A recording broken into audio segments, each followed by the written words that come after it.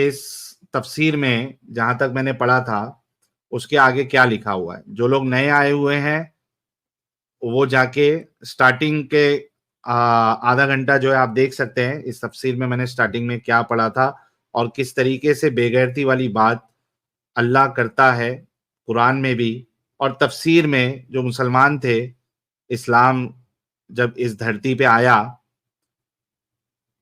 ان کی کیا انڈرسٹینڈنگ تھی وہ لوگوں کی نان مسلموں کو لے کے, وہ چیز اس تفسیر میں لکھی ہوئی ہے. آگے اس کے میں پڑھتا ہوں ابھی آپ لوگوں کے سامنے. سورہ توبہ سورہ نمبر 9 اس کی آیت نمبر 28 پہ اگر آپ جائیں گے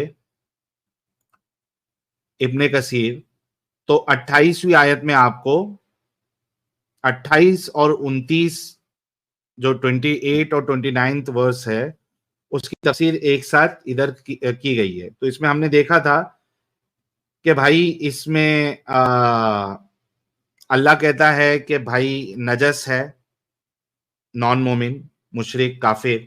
پھر اس میں ان کا مت بھید ہے انڈرسٹینڈنگ میں کہ فزیکلی بھی وہ امپیور انکلین گندے ہے یا صرف اسپرچولی یا پھر ایمان کے لحاظ سے. تو میجورٹی کا ان کا یہ کہنا تھا کہ بھائی وہ بدن یعنی لٹرلی جو ان کا جو بدن ہے وہ ناپاک نہیں ہے بلکہ ان کا جو آئیڈیالوجی ہے وہ ناپاک ہے, نجس ہے. لیکن اس میں ایک گروپ ایسا بھی تھا مسلمانوں کا جو نان مومنوں کو بدن کے لحاظ سے بھی باڈیلی بھی ان کو امپیور انکلین سمجھتا تھا اور یہاں تک سمجھتا تھا کہ اگر وہ کسی نان مومن سے ہاتھ ملا لیتے تو ان کو اپنا ہاتھ دھونا پڑتا. اتنے حد تک نان مومنوں کے لیے ہیٹ بھرا پڑا ہے اسلام میں. پھر اس کے بعد جب ہاتھ ملا بھی نہیں سکتے آپ کو ہاتھ دھونا پڑے گا, تو سوال یہ ہوا مسلمانوں کے ذریعے سے کہ بھائی اگر ایسا ہم کریں گے تو نان مومنوں سے ہم تجارت بھی نہیں کر سکتے, ان کے ساتھ جو ہے پھر ہمارا دھندا مندہ ہو جائے گا. تو اس پہ اللہ قرآن کی اسی آیت میں کہتا ہے کہ بھائی تم نے ٹینشن لینے کی ضرورت نہیں ہے. اگر دھندا مندہ بھی ہو جائے گا تو تم کو اللہ دوسرے راستوں سے آپ کو مالا مال کر دے گا, غنی کر دے گا. اور دوسرا راستہ کیا ہے؟ نان مومنوں سے, اہل کتاب سے, یہودیوں سے, نصرانیوں سے جزیہ لے کر, گنڈا ٹیکس لے کے وہ آپ کو مالا مال کر دے گا. یہاں تک کی بات ہماری ہوئی تھی اس تفسیر میں. آگے دیکھتے کیا ہے. اوکے, اور پھر ان کے ساتھ لڑائی کی بھی بات کی گئی کیونکہ وہ رسول کو جو ہے رسول نہیں مانتے, آخری رسول کی اتباع نہیں کرتے, تو اللہ نے جنگ کرنے کے لیے کہا ہے. پھر اس کے بعد آتا ہے کہ 9 ہجری میں یہ حکم اترا اور آپ نے رومیوں سے جہاد کی تیاری کی, لوگوں کو اپنے ارادے سے مطلع کیا, مدینہ کے ارد گرد کے عربوں کو آمادہ کیا اور تقریباً 30,000 کا لشکر لے کر روم کا رخ کیا. بجزا منافقین کہ یہاں کوئی نہ رکا سوائے بعض کے. موسم سخت گرم تھا, فلوں کا وقت تھا. روم سے جہاد کے لیے شام کے ملک کا دور دراز کا کٹھن سفر تھا. تبوک تک تشریف لے گئے, وہاں تقریباً 20 روز قیام فرمایا. پھر اللہ سے استخارہ کر کے حالت کی تنگی اور لوگوں کی ضعیفی کی وجہ سے واپس لوٹے, جیسے کہ عنقریب اس کا واقعہ انشاءاللہ تعالی بیان ہوگا. اسی آیت سے استدلال کر کے بعض نے فرمایا ہے کہ جزیہ صرف اہل کتاب سے اور ان جیسوں سے ہی لیا جائے جیسے مجوس ہے. چنانچہ حجر کے مجوسیوں سے حضرت صلی اللہ علیہ وسلم نے جزیہ لیا تھا. اچھا, اب اس میں ان کے اندر اختلاف ہے مسلمانوں کے اندر کہ یہ جو گنڈا ٹیکس ہے, جزیہ جو گنڈا ٹیکس ہے, یہ کس کس سے لیا جائے گا. تو ان میں اختلاف ہے. تو کہتے ہیں کہ بھائی اس میں اختلاف ہے, اہل کتاب سے لیا جائے گا اور مجوسی لوگوں سے لیا جائے گا, مشرکوں سے نہیں لیا جائے گا. ٹھیک ہے, آئی ہوپ آپ لوگوں کو سمجھ میں آ رہا ہے میں کیا کہہ رہا ہوں. جزیہ یعنی گنڈا ٹیکس, جو لوگ اسلام قبول نہیں کرتے ان سے لڑائی کے لیے کہتا ہے اللہ, اور تب تک لڑنا ہے جب تک وہ ذلیل ہو کر جزیہ ٹیکس یا جزیہ نہ دے دے, یعنی گنڈا ٹیکس نہ دے دے.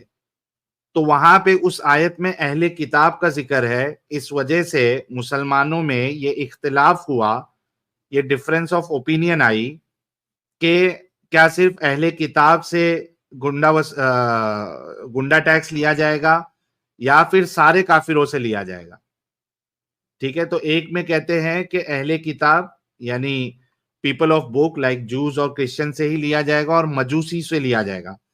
مشرکوں سے یعنی پولیتھسٹ اور بت پرستی جو کرتا ہے, بتوں کی جو پوجا کرتا ہے, ان سے نہیں لیا جائے گا. تو اسی بارے میں یہ آگے ابھی بیان کر رہے ہیں. ٹھیک ہے, تو یہ کہتے ہیں کہ امام شافعی کا یہی مذہب ہے, اور مشہور مذہب امام احمد کا بھی یہی ہے. امام شافعی اور امام احمد بن حنبل کے نزدیک مشرکوں سے جزیہ نہیں لیا جائے گا. یعنی اگر کوئی جگہ پر, یعنی انڈیا میں, اس کا سمپل مطلب یہ ہے کہ انڈیا میں اگر شریعت نافذ ہو جاتی ہے